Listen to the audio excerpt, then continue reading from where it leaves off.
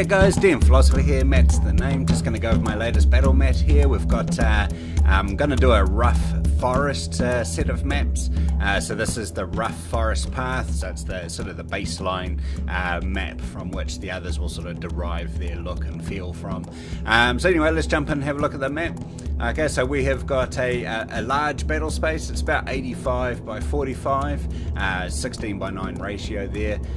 So that's it's a big space that you can run an encounter from. You've got a path here that runs from left to right or right to left, and you've got higher ground sort of scattered around the place, and you've got these sort of hilly sort of ramps that lead up to the higher ground there, and then you've got this sort of there's another ramp sort of path that leads up to that higher ground, and then you've got a ramp that leads up to this higher ground.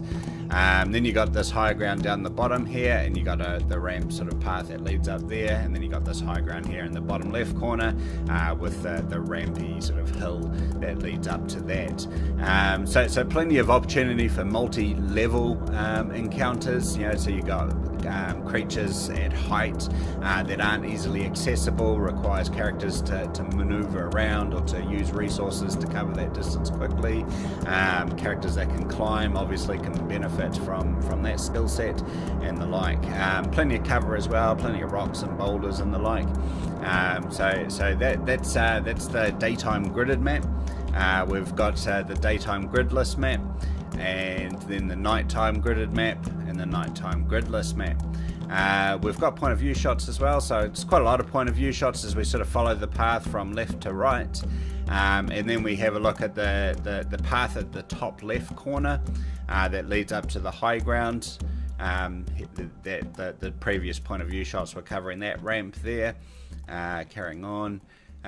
This is the view that you get once you're at the top of that high ground, so you can see the other high ground. So player characters don't necessarily have to rush up to assault characters. If you've got characters that can play at range and your encounter's over here on this high ground, then you've got line of sight there.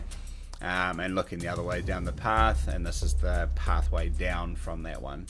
So that's the top left high ground. This is the top right high ground. You can see the path leads up to it and the high ground there, and the view you get from up there. We're now on the bottom right high ground, so there's quite a lot of high ground up here, and the single path leading up there, or sort of a hill that leads up to there. And that's what it looks like from ground level, looking left, looking right, and you can see the second bottom left high ground here, that you can see the view you get from up there, the ground level and oblique angle, and what you can see from up there. We've got exactly the same point of view shots, just taken with a nighttime filter, much darker, more shadows that accentuate sort of the threat that's available there. Taken from exactly the same shot, points of view, same content, just darker. If you've got characters with dark vision, you could still give them the light version, so that way they feel like they're benefiting from their dark vision, and keep the humans and I think hobbits don't have or the halflings don't have dark vision, or whatever doesn't have dark vision in your campaign, give them the dark ones. Then we've got more maps. This one's got a camp, so it's exactly the same map, just it's got a camp in there. So you can have the PCs camping, or they could be wandering along and they notice the camp. So then it comes down to their assault on the camp or infiltrating the camp and so on. So we've got that in gridded, gridless, nighttime, and nighttime gridless.